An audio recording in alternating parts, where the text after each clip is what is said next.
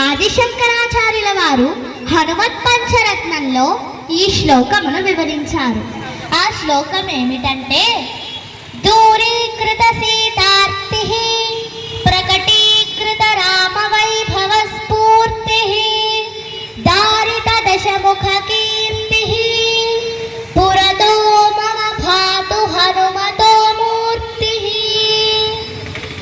ఈ శ్లోకంలోని ప్రతి పాదము సుందరకాండలోని ముఖ్య ఘట్టాలను, వాటి అంతరార్థాన్ని తెలియజేస్తుంది. మొదటి పాదం దూరీకృత సీతార్తి అంటే సీతమ్మ దుఃఖాన్ని దూరం చేసిన వారు.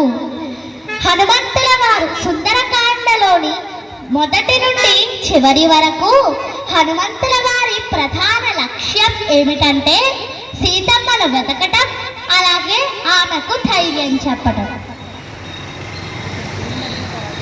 లంకలో రావణుడి చెరలో ఉన్న సీతమ్మ పడుతున్న అంతులేని బాధలను, దుఃఖాన్ని స్వయంగా చూసిన హనుమంతుల వారు ఆ సీతామాతకు శ్రీరాముల వారి క్షేమాన్ని, శీఘ్రమే రాముల వారు వచ్చి రక్షిస్తారనే భరోసాను ఇస్తారు.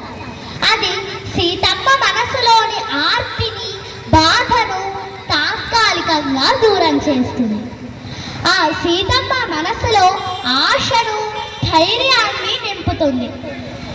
సుందరకాండలో సీతమ్మ శోక నివారణే హనుమంతుల వారి ముఖ్య కార్యం.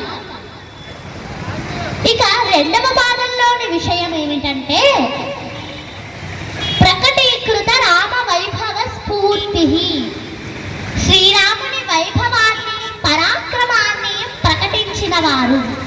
హనుమంతుల వారు లంకలో ప్రవేశించిన తరువాత రావణుడితో పాటు లంకావాసులకు కూడా శ్రీరాముల వారి గొప్పతనాన్ని, శ్రీరాముల వారి పరాక్రమ వైభవాన్ని ప్రకటిస్తారు.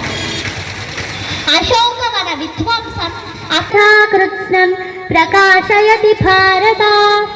ఓ భరతవంశీయుడా, సూర్యుడక్కడే ఈ విశ్వమునంతటిని ప్రకాశింపజేయునట్లు దేహమునందలి జీవాత్మ సమస్త దేహమును చైతన్యముతో ప్రకాశింపజేయును.